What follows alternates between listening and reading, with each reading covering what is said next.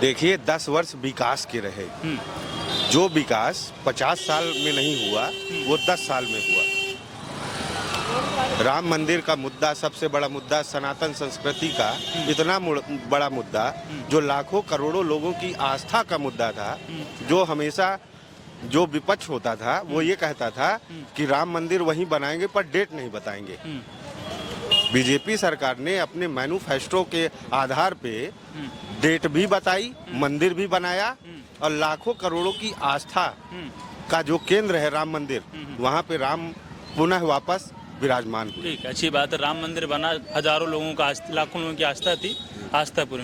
तो क्या मंदिर बनाने से ही भारत का विकास हो सकता है? क्योंकि यहाँ मैं देख पा रहा हूँ, बात ही कर रहा हूँ लोगों से, आपसे 4 महीना, हम 4 साल 5 साल 6 साल से कई बच्चे तैयारी कर रहे हैं। वो बता रहे हैं कि हमारी स्थिति खराब हो, तो हम घर से हिम्मत नहीं हो रही पैसा मांगने की, बेरोजगारी चरम सीमा पर आ गई, महंगाई बहुत स्थिति। मैं बिल्कुल नहीं मानता। Already have done my BTech and MBA from SRM university Chennai, but मैंने आज तक एक भी गवर्नमेंट नौकरी में फॉर्म नहीं अप्लाई किया, तो मैं कैसे मान लूं कि बेरोजगारी है? मतलब जितने लड़के यूनिवर्सिटी पढ़ रहे हैं। हाँ ठीक ठीक। हम ये कहना चाहते हैं, ये बताइए पहले, आज तक अगर इकोनॉमिक तरीके से देखा जाए तो ये हमको आप बता सकते हैं कौन से भारत का, उत्तर भारत या साउथ इंडियन या पूर्वोत्तर भारत, कौन सा भारत सबसे ज़्यादा मजबूत है?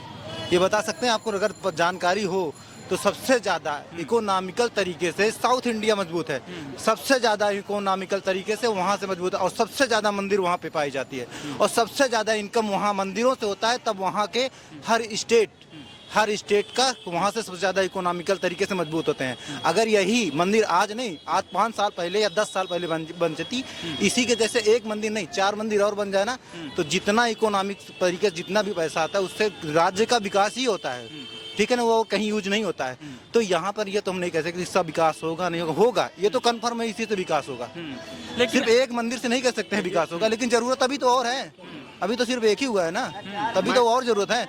और रही बात इलाहाबाद के बच्चों की बात नहीं कर रहे हैं हम, इलाहाबाद के बच्चों की बात नहीं कर रहे हैं, हर व्यक्ति की बात कर रहे हैं। ये सरकार अभी, ये प्रेजेंट टाइम में ये सरकार नहीं, कोई भी गवर्नमेंट होती ना तो वेट करना पड़ता वैकेंसी। जो इन्होंने स्थिति की बात की, दूसरे देशों की GDP क्रैश कर गई, भारत की आज भी 7.2% बनी हुई है। ये जीता जागता उदाहरण है। पूरे भारत की GDP आज भी ग्रो कर रही है। अभी हाल ही में जो रिपोर्ट जारी की है, रेपो रेट तो उन्होंने डाउन नहीं किया है, लेकिन जो महंगाई खुदरा दर है वो स्थिर है।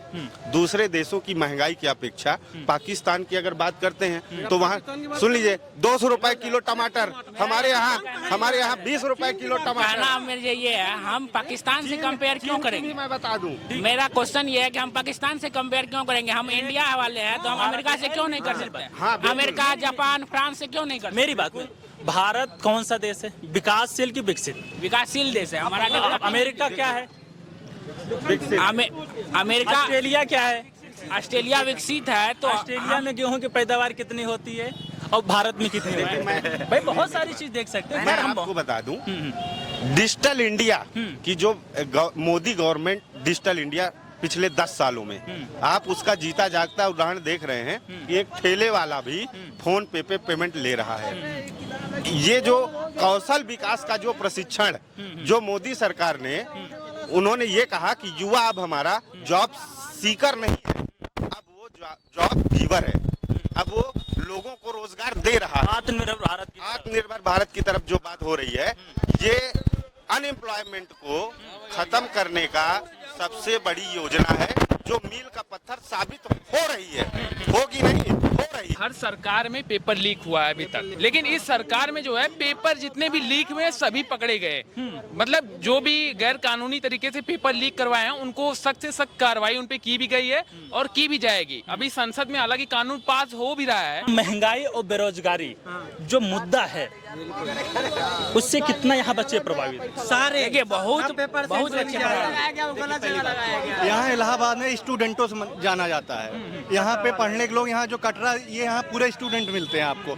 अगर यहाँ पे रोजगारी मंदिर एक मान लो मंदिर ये अलग मुद्दा है, लेकिन बेरोजगारी हमारे लिए सबसे बड़ा मुद्दा है भैया। आत्मनिर्भर भारत की बात को हो रही है, मैं देखो जो बात है मैं कि बीजेपी सरकार ये बोली कि भारत आत्मनिर्भर बने, आत्मनिर्भर। तो क्या आत्मनिर्भर भारत की तरफ जो इशारा हो रहा है यहाँ से कुछ फायदा हो रहा नहीं हो रहा है? कैसे हो रहा भैया, आप बताइए कैसे हो रहा, आप बताइए। कुछ नहीं हो रहा अच्छा, भैया, ये कुछ बताइए, नहीं हो रहा। आपके हाथ में माइक है, अगर आप ये क्वेश्चन पूछे हैं तो आपके दिमाग में भी कुछ आया होगा ना कि बच्चों की बेरोजगारी है, काश हम जनता की आवाज सुनते हैं, तभी आप ये माइक उठा। नहीं, आप माइक नहीं उठाते इसको आप, लेकिन नहीं ये आते भी नहीं, क्योंकि आपको लगा यार यहाँ पे बेरोजगारी ज्यादा बढ़ गई, हमको सुनना चाहिए, जनता की आवाज सुनना चाहिए, इसलिए आपने आगे आए हैं। लेकिन आपकी बात में एक और कोट करूंगा, आप देख लेना, शायद गूगल कर लेना।